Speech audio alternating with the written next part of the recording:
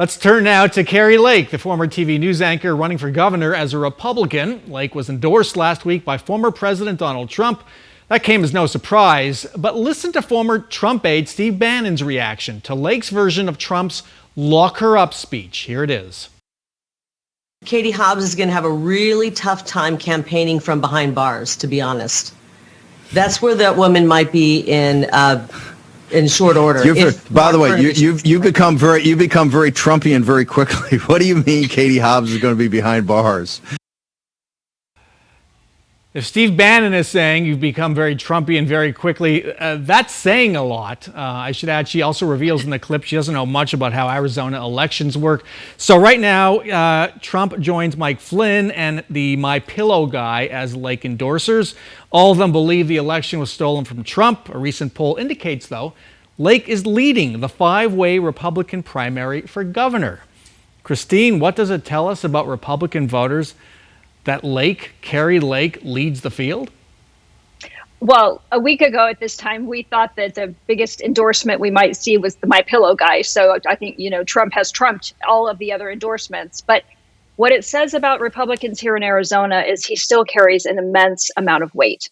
And whoever can be the Trumpiest Trumpster apparently is going to lead the polls. But the other side of that coin because you've been following these Republican primaries for a long time. We have a crowded field. You have everybody along the spectrum from the most conservative to the most moderate. And more than half of the voters are still undecided and frankly aren't even paying attention to it. So there's a long way to go between now and August. But she's certainly carrying the Trump banner. And the people who've made up their mind that they like that style of politics, I think they are in with her and they are not going to be persuaded to vote for somebody else. So that 25%, if it's in the polling, if it's credible, you're saying that could be her floor, not her ceiling. Well, you and I know these is like a game of whack-a-mole, right? Everybody gets a chance to get raised in the polls, but I do think that the people who are the Trumpsters, and I just think it's way smaller than 25%, but whatever that number is, I think they're locked in. Is it 10%, 15%, something like that? That's probably more realistic, but I don't think she loses that chunk. And that's a great start when you're talking about other candidates who are credible, qualified candidates starting in the single digits. She definitely has the advantage. Tony, we heard Kari Lake's version of the lock her up attack on Democratic Secretary of State Katie Hobbs. Kari Lake has demonstrated she will say anything in this election.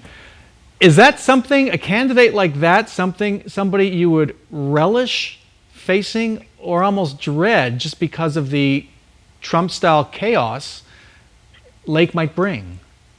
Well, I have faith in the voters of Arizona. I mean, we just not too long ago defeated President Trump, and now every single Republican candidate is doing everything they can to be as much or more like Trump. And so I do think that this embrace of not just the president, but the lie that the election was stolen and some very bizarre and very, very sort of dangerous types of talking points. I mean, talking about how the Secretary of State should be in prison. If you asked why, she wouldn't be able to tell you why, other than the fact that she's going to be running against her. And so I do think that as a Democratic operative, the fact that Matt Salmon won't allow another candidate for governor won't allow her to be to the right of him. Like it's a race right now in the Republican Party to depths that I didn't even think was possible for how sort of, I guess Trumpy is the right word to say, everyone's trying to be. And Christine, that was striking. Matt Salmon took the very unusual step of ripping the former Republican president's endorsement of Kari Lake. You just don't see that. And Tony is correct in saying he is trying to keep up with Kari Lake in a race to the right. Is that what he should be doing? Well, I think in any primary now, we have to go to the sides, right? The liberals have to go to the progressive edge and the conservatives have to go to the Trump edge. But to Salmon's criticism of the endorsement, he walked a very fine line if you read it carefully, right? He didn't criticize Trump. He just said, I disagree with the endorsement. I'm sure heads were exploding in the Biggs and Salmon camp that they didn't secure that endorsement for Salmon, because nobody has supported Trump as much as Biggs. But look, Kari has been out there meeting with Trump. She's been going to the rallies. She's been waving the flag of election fraud and stop the steal. And Trump likes that stuff. Trump likes to be the center of attention. So, as long as she's willing to do that and she looks good on camera while she's doing it, I think it's gonna pay off for her. The question's gonna be when people really start paying attention and they start having a conversation about policy. When a guy like Matt Salmon, who has a lot of experience, or Karen Taylor Robeson, who's been in public service for a long time, start to participate in the policy conversation, what is Lake's contribution to that? I think that's where the real chips are going to fall. And you may see some of that 25% fall off to those other more substantive candidates. I'll stay with you, Christine. For whatever is left of the Republican establishment, and to be honest, I can't make sense of what the Republican Party is right now, aside from what you see in folks like Kelly Ward. But for whatever is left, the Chamber of Commerce, the corporate types, the folks who once voted for John Kyle, are they hitting the panic button when they see that Kari Lake might be sitting on the 9th floor, or just carrying the banner in the 2022 election? I can't speak for them, right? I can only speak for people that I've talked to or heard from. But I certainly think there's concern about the substantive nature of the candidate that we put forward.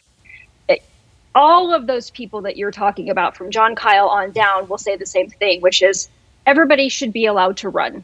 Everybody should be able to throw their hat in the ring if they want to give themselves to serving the public. Great, that's wonderful. We wish more people would do that, not less.